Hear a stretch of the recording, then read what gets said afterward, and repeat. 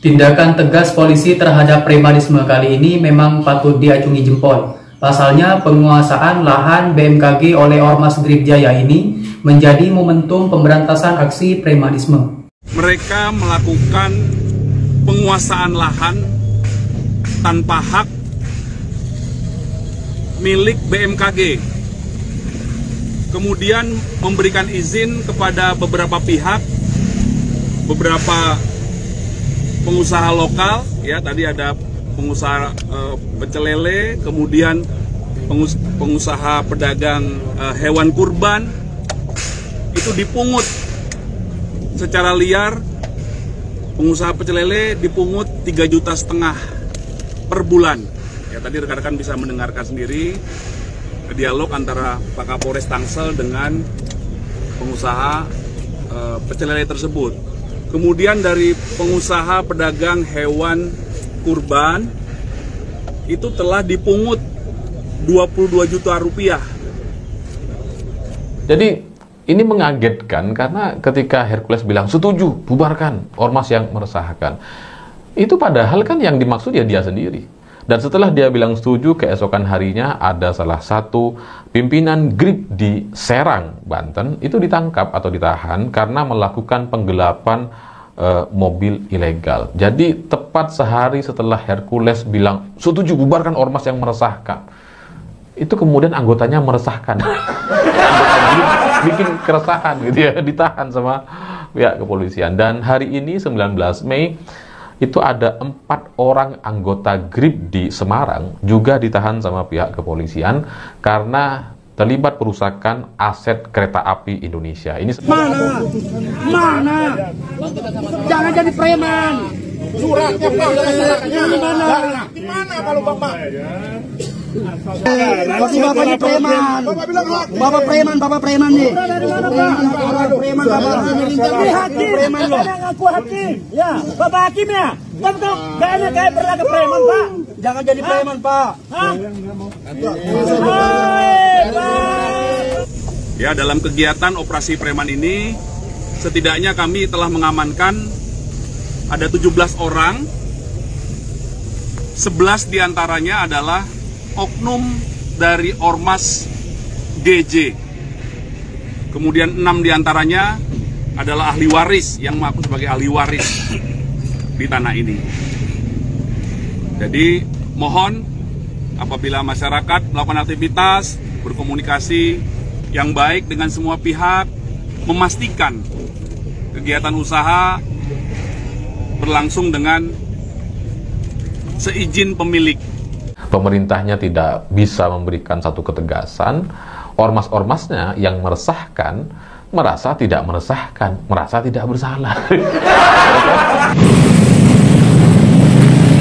Kalau terkait ormas, video dari kedua ahli waris kan sudah ada juga, bahwa dia yang menyuruh menjaga, karena pada tahun 2022 itu mereka menggunakan tentara.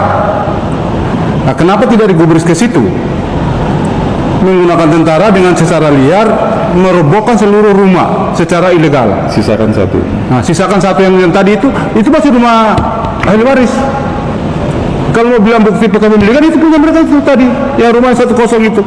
Nah, dasar-dasar ketakutan itu, maka ketika tim hukumnya mendampingi mereka, mengajaklah mendampingi untuk menjaga jangan sampai ada pembangunan. Lebih kaget lagi ketika Pak Dudung bercerita menegaskan bahwa perintah Presiden untuk semua ormas yang meresahkan itu, kata Pak Dudung, akan dibubarkan. Dan Hercules bilang setuju, bubarkan. Loh, lagi mana? Yang mau dibubarkan tuh ormasmu. Tapi apa dia setuju ya nggak tahu. Tapi kalau Hercules setuju ya semoga itu menjadi sebuah ucapan atau jawaban yang benar-benar akan dia laksanakan gitu. Atau sebelum dibubarkan dia sudah membubarkan diri misalkan hari ini atau besok gitu kan, bisa saja gitu. 4 fakta baru Gribjaya ditindak karena duduki lahan sah BMKG. Organisasi kemasyarakatan Ormas Gribjaya ditindak polisi karena kasus kependudukan tanah milik negara. Tanah yang diduduki adalah milik Badan Meteorologi, Klimatologi dan Geofisika atau BMKG seluas 12 hektar di Pondok Aren, Tangerang Selatan, Banten. BMKG memastikan tanah tersebut sah dimiliki negara berdasarkan sertifikat hak pakai atau SHP nomor 1 Pondok Betung tahun 2003 yang sebelumnya tercatat sebagai SHP nomor 0005 atau Pondok Batung. Kepemilikan tanah tersebut telah dikuatkan oleh sejumlah keputusan pengadilan berkekuatan hukum tetap, termasuk putusan Mahkamah Agung RI. Di tanah tersebut hendak dibangun gedung arsip BMKG, namun pembangunan yang telah dimulai sejak 24 November 2023 itu terhambat oleh adanya anggota Ormas Grip Jaya yang mengaku sebagai ahli waris tanah hingga memaksa bekerja untuk menghentikan aktivitas konstruksi. Pihak Ormas pun turut mengajukan tuntutan ganti rugi senilai 5 miliar sebagai syarat penarikan massa dari lokasi proyek.